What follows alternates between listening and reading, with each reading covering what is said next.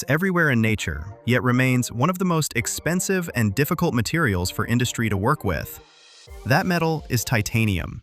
It's abundant in the Earth's crust, but producing it is so labor-intensive, energy-hungry, and technologically finicky that the aviation industry literally fights for every quality pound. And that's not an exaggeration.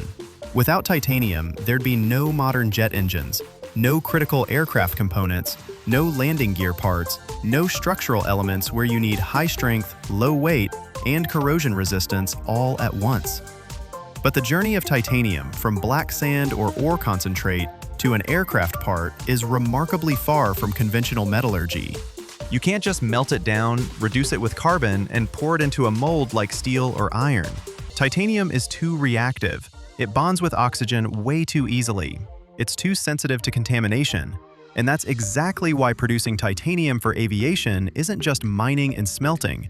It's one of the most complex sequences of chemical and metallurgical operations in modern industry.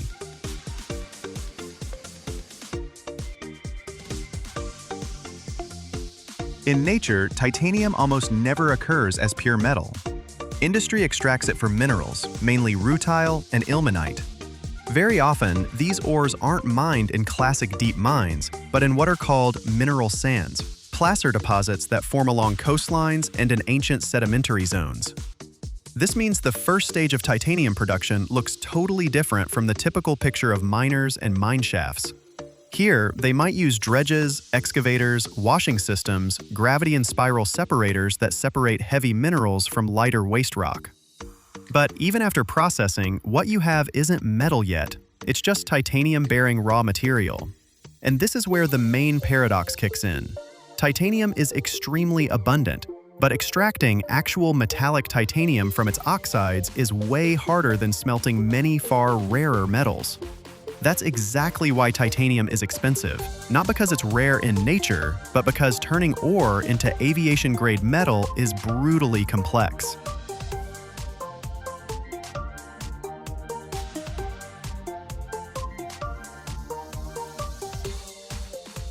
The next stage is converting the ore into a chemical form from which pure metal can actually be extracted.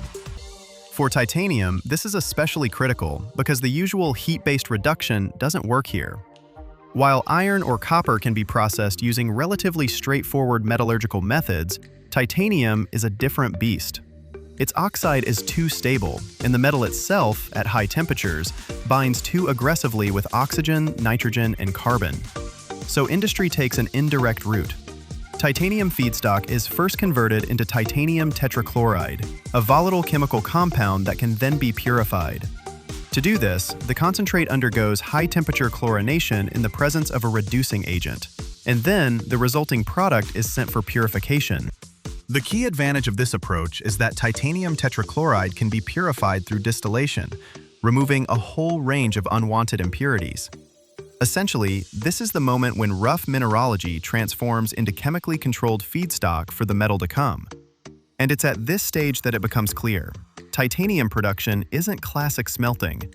It's a chemical, metallurgical process with extremely tight purity requirement.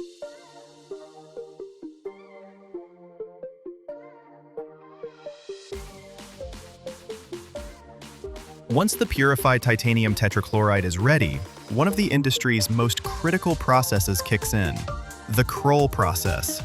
This is the fundamental industrial technology that makes modern mass production of titanium for aviation, aerospace, and other high-tech fields even possible. Here's how it works. Purified titanium tetrachloride reacts with molten magnesium inside a sealed reactor. The result? The metal breaks free from chlorine and forms what's called titanium sponge. This isn't a solid ingot or finished semi-product yet. It's a porous, brittle metallic mass that looks like hardened porous rock. After the reaction, leftover magnesium and byproducts get removed. Then the sponge is sorted, crushed, and prepped for the next stage. At first glance, you might think the sponge is almost finished metal, but really, it's only halfway through a long journey. Aviation doesn't just need titanium, it needs material with precise chemical composition, high uniformity, and predictable behavior under stress. So next, this sponge still has to be transformed into a full-fledged structural metal.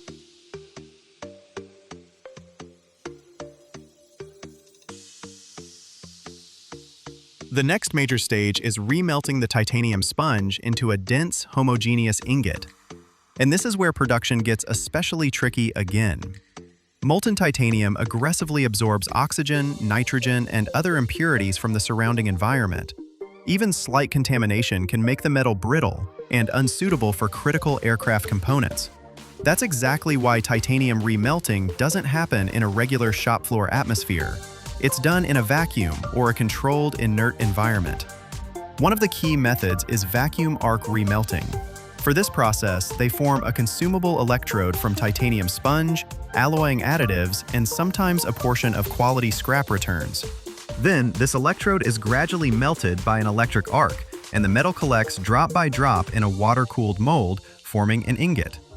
For critically important aerospace applications, a single remelt like this often isn't enough, so the metal may go through double or even triple remelting to achieve maximum structural uniformity, stable composition, and the absolute minimum number of defects.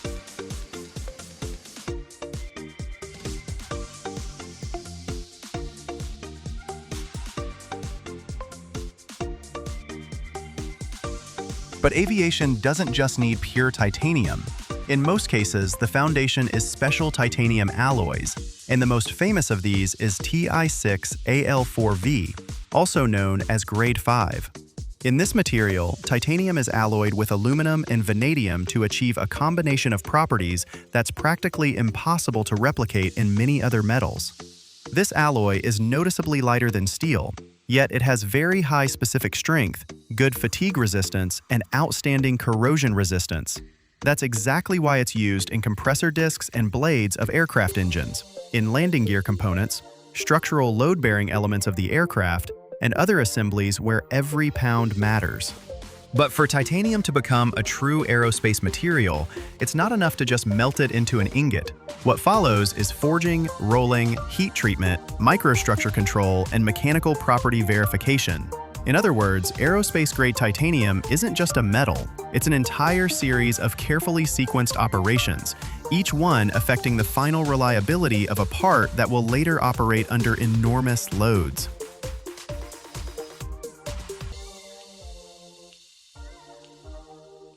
This is where it becomes clear why titanium is so expensive.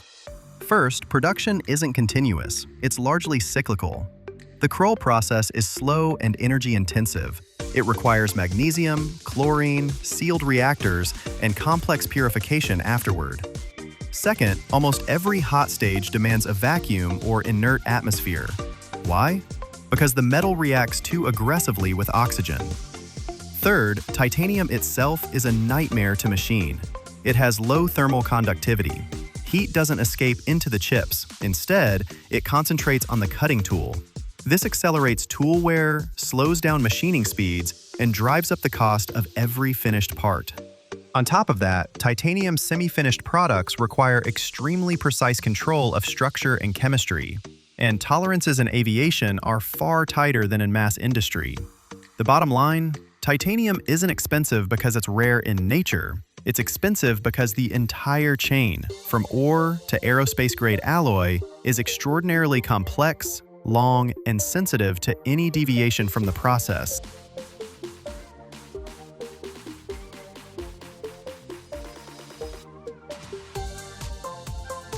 There's one more reason titanium is so valued specifically in aviation.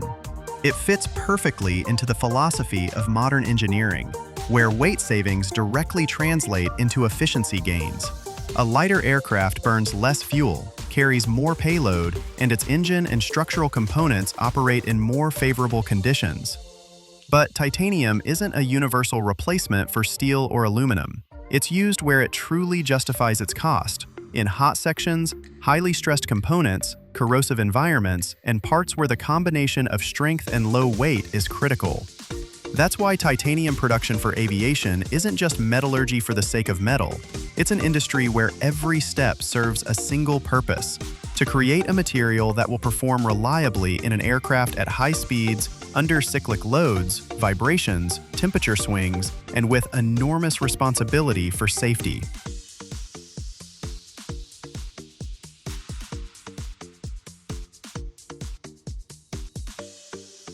When you look at titanium's entire journey, you're witnessing a nearly perfect example of modern high-tech manufacturing. First, heavy mineral sands or ore concentrates get separated from waste rock. Then, chemical processes transform the raw material into purified, volatile compounds. Next, through the Kroll process, they obtain porous titanium sponge. After that, it's remelted into ingots under vacuum, alloyed, structurally and chemically refined several times over, and only then transformed into semi-finished products and parts for aviation. In other words, titanium's journey is a path from dirty natural mineral to a material that can work inside a jet engine or an aircraft structural assembly. And perhaps that's where titanium's real power lies. It seems like just another element in Earth's crust, but actually becomes a true engineering marvel only after incredibly complex technological processing. That's why aviation-grade titanium isn't just a metal. It's the embodiment of how far industry can push when it needs the perfect balance of strength, lightness, durability, and reliability.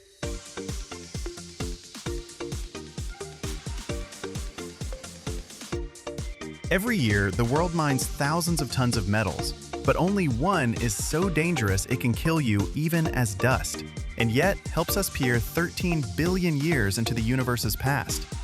That's beryllium, a metal lighter than aluminum but many times harder than steel, a metal without which the James Webb Space Telescope wouldn't exist.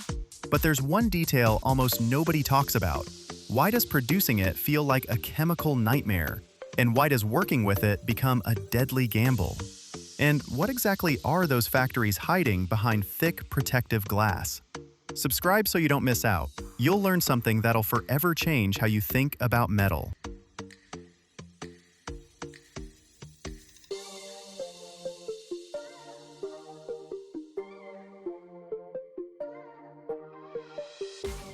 Let's jump straight to the numbers because they're absolutely mind-blowing. Look at this block of metal. Appears to be just another gray hunk of iron, but try to lift it and you'll nearly clock yourself in the chin from the surprise. Beryllium has a density of just 1.85 grams per cubic centimeter. That's almost 30% less than aluminum, which we've always considered the gold standard for lightness. But here's the kicker. Despite being this lightweight, beryllium is 4 times stiffer than steel. Its elastic modulus hits an incredible 303 gigapascals. What that means is this material puts up insane resistance to any deformation. You could build a structure thin as paper, and it would still hold its shape under colossal stress. On top of that, beryllium has this exceptional ability to maintain its strength at high temperatures, making it absolutely irreplaceable in the aerospace industry.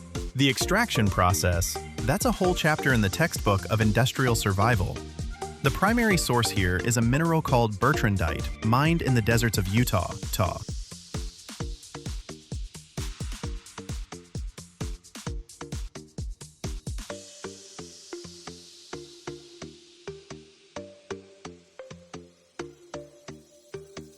The ore contains just 0.5% beryllium. To extract this metal, the rock gets crushed and dunked into sulfuric acid, turning everything into a chemical slurry. Then, through a series of complex manipulations with hydroxides and fluorides, they get pure beryllium fluoride. They mix it with magnesium in massive crucibles and heat it up to 2400 degrees Fahrenheit. The magnesium grabs the fluorine, and shiny metallic grains settle to the bottom, so-called pellets, or beryllium pebbles. Each grain is only a few millimeters across, but it's from these tiny pieces that parts for spacecraft and military hardware will eventually be assembled. But this is just the beginning, because working with them directly is impossible.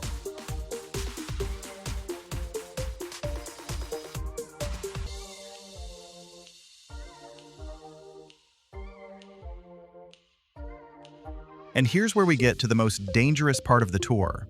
Beryllium is a genuine toxic bomb.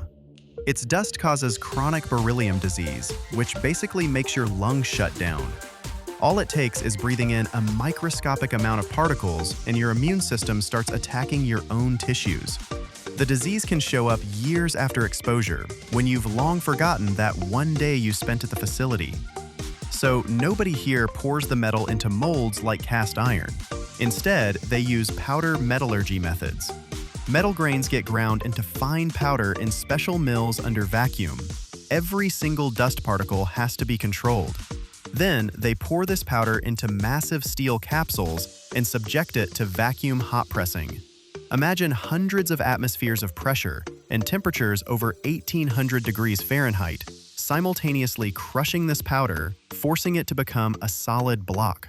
This goes on for hours until the structure becomes perfectly uniform.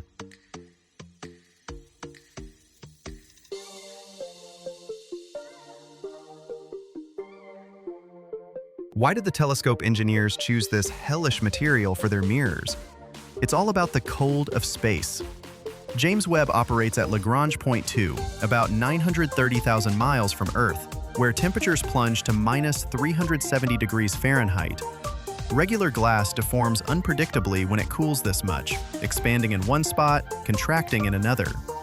But beryllium has a unique property. Its thermal expansion coefficient at low temperatures becomes virtually zero. It basically freezes in place. The shape stays constant no matter how brutal the cold gets. This made it possible to build mirrors that remain perfectly smooth even in the savage cold of deep space. Each of the 18 mirror segments measures 4.3 feet across but weighs just 44 pounds. If they were made from glass, each one would tip the scales at over 200 pounds, and the rocket simply couldn't lift off the ground.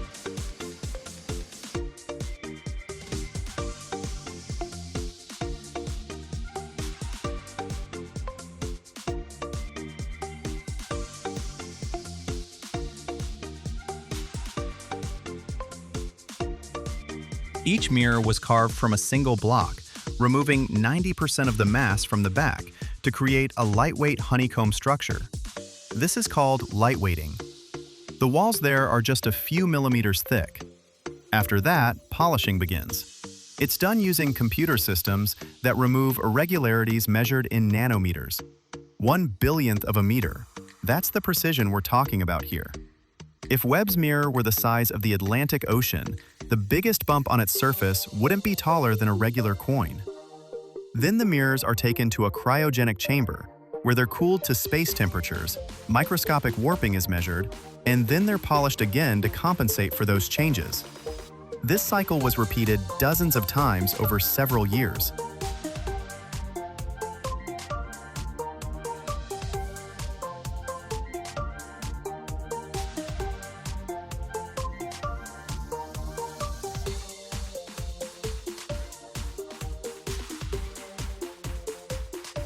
Now, take a look at this color. We're used to seeing telescope mirrors in gold, but underneath that gold lies pure beryllium. The gold is only applied at the very end through vacuum deposition. The gold layer is just 100 nanometers thick. That's 1,000 times thinner than a human hair. The entire massive mirror, covering about 270 square feet, used only about 1.7 ounces of gold. That's like 3 or 4 wedding rings rolled out across a giant surface.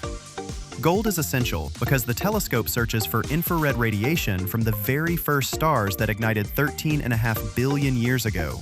Beryllium provides rigidity and stability, while gold delivers perfect reflection in the precise wavelength range needed.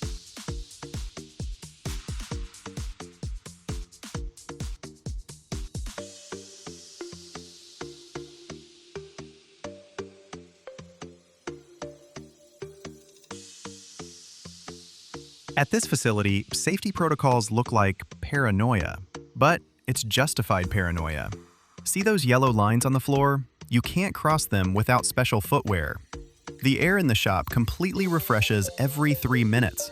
Beryllium levels in the air must not exceed 0.2 of a microgram per cubic meter. That's so small you couldn't even see it under a microscope. But sensors are everywhere. After every shift, each worker goes through a special shower, and their clothing gets disposed of as hazardous waste. That's the price we pay for the ability to peer into the depths of space. But beryllium isn't just about space. Look at these tiny components for aircraft engines. Because beryllium conducts heat better than most metals, it's perfect for parts that need to cool down fast. Its thermal conductivity is around 210 watts per meter Kelvin. It pulls heat away faster than aluminum and doesn't melt until 1287 degrees. This lets planes fly faster and engines run more efficiently.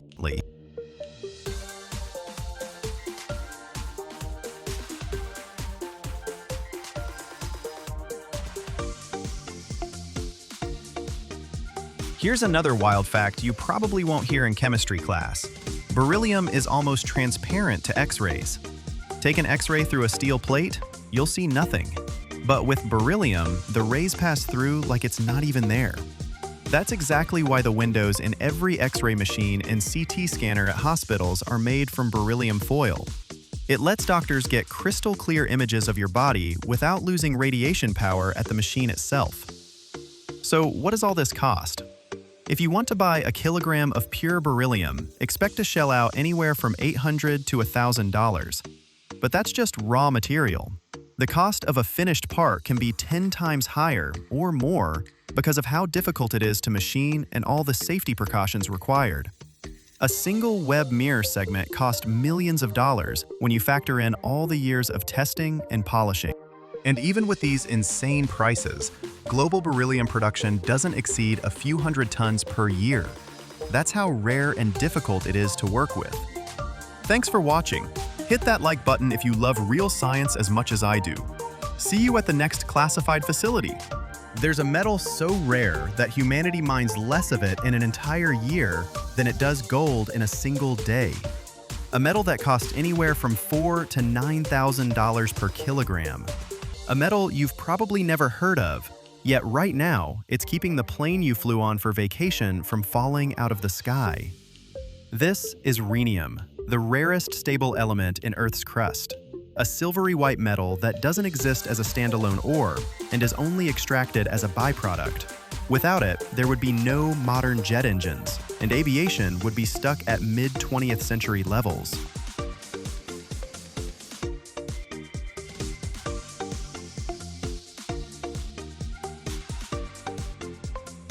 Let's start with the scale of rarity. Rhenium makes up about 7/1000ths of a part per million in the Earth's crust. For comparison, gold is 4/1000ths, platinum is 5/1000ths. The numbers seem comparable, but there's a fundamental difference. Gold and platinum can be found as nuggets or concentrated ores. Nature sometimes gathers them in one place. Rhenium is never found that way. It's scattered as microscopic impurities in other ores, mainly molybdenum and copper. The concentration is so low that even calling it rhenium ore is incorrect. It's always ore of something else that happens to contain rhenium. Rhenium itself looks like a silvery white metal with a slight grayish tint. But most people have never seen pure rhenium. Even in industry, it's more often used as alloys or powder. In nature, rhenium occurs in just one mineral, jacasganite, which is so rare it literally exists in only a few places on the planet and has no industrial significance.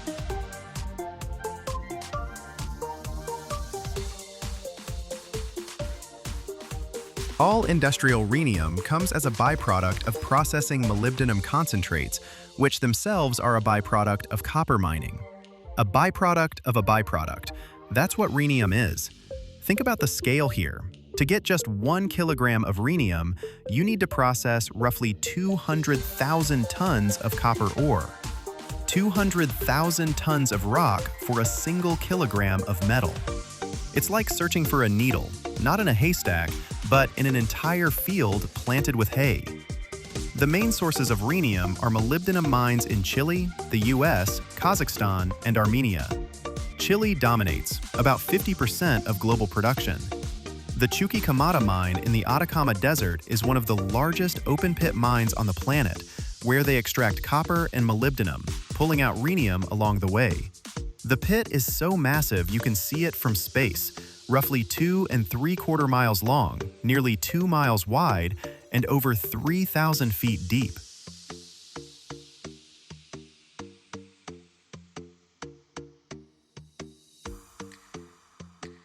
Extracting rhenium is complex and multi-staged. First, copper ore gets mined and enriched through flotation to produce copper concentrate. That concentrate contains molybdenum, which also gets enriched and separated out. Molybdenum concentrate is molybdenum sulfide with microscopic traces of rhenium, typically 0.05 to 0.2%. Sounds convoluted, but it's essentially a chain: copper ore to molybdenum concentrate to rhenium solution. At each stage, volume drops by factors of thousands, while value skyrockets. The molybdenum concentrate gets roasted in special furnaces at around 1,100 degrees Fahrenheit and higher in open air. Molybdenum oxidizes to trioxide, which can then be reduced back to metal. But rhenium behaves differently. It oxidizes to rhenium heptoxide, which vaporizes at this temperature and escapes with the gases. Those gases pass through a complex system of scrubbers, towers where they're washed with water or alkaline solutions. Rhenium heptoxide dissolves, forming rhenic acid or perinates. Rhenium concentration in these solutions is tiny, grams per liter, but that's something you can work with.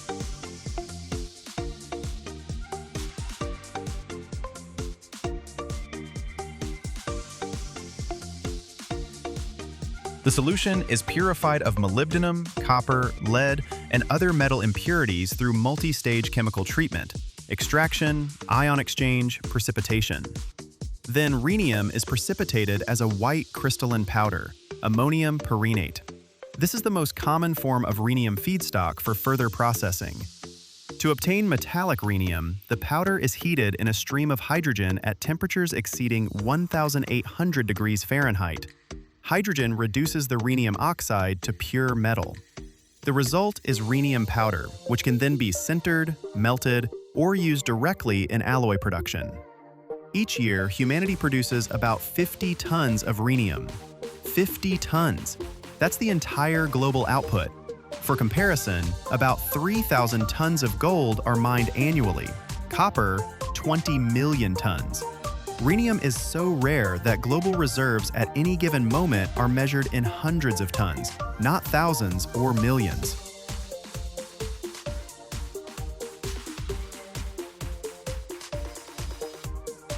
Here's the question: why mine something this rare in the first place? The answer? Jet engines. About 80% of all rhenium goes to the aviation industry for making superalloys that form turbine blades. A jet engine turbine blade operates in absolute hell. Gas temperatures hit 2,700 degrees Fahrenheit.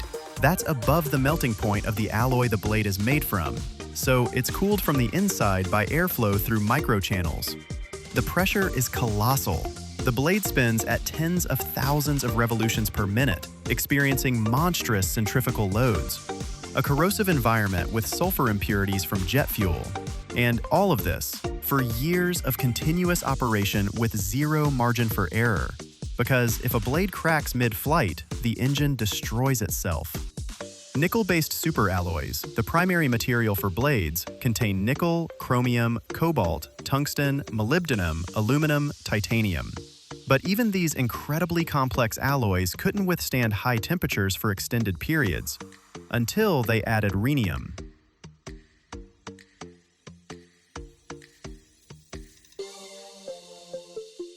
Rhenium does something remarkable. It dissolves into the nickel matrix of a superalloy and blocks defect movement in the crystal structure at high temperatures. This is called creep, the gradual deformation of metal under load when heated. All metals creep, but rhenium slows this process down dramatically.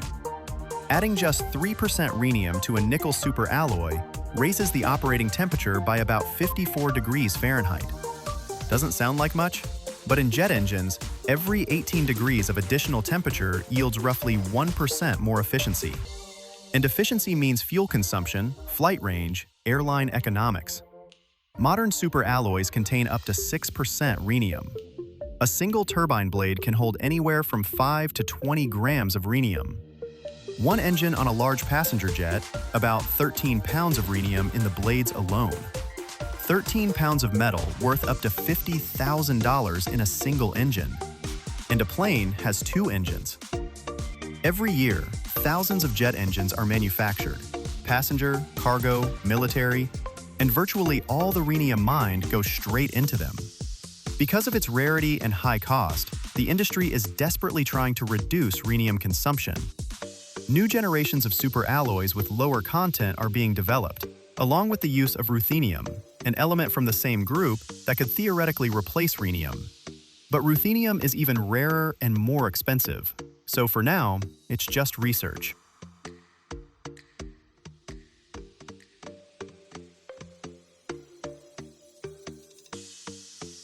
Single crystal blade technology makes rhenium work smarter. Instead of a regular polycrystalline structure, each blade is grown as one massive crystal with no grain boundaries, which are weak spots at high temperatures.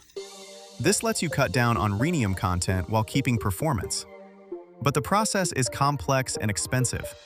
Each blade is grown individually in specialized vacuum furnaces with extremely slow, controlled cooling that takes hours. Recycling rhenium from spent blades is mission critical. After thousands of hours in hellish conditions, blades wear out and get replaced. The old ones don't get tossed. They're melted down, rhenium and other precious metals extracted, and used again. Around 30% of rhenium comes from recycling, more than most other metals. And the reason's simple. At these prices, nobody can afford to throw rhenium away.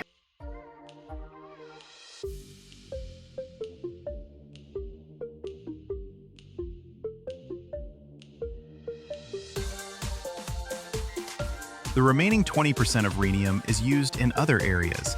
Platinum rhenium catalysts in oil refining to boost gasoline octane ratings, filaments for mass spectrometers and electron microscopes, anode materials for X-ray tubes.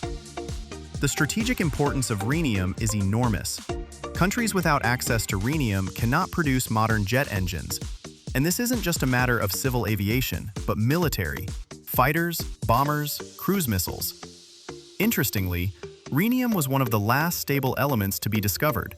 German chemists found it in 1925 while examining platinum ore through spectral analysis. They named it after the Rhine. Before that, Mendeleev had predicted the existence of element number 75, but no one could find it because of its extreme rarity. Basically, the entire world supply of this metal would fit in a few trucks, and the whole world's aviation depends on those few trucks.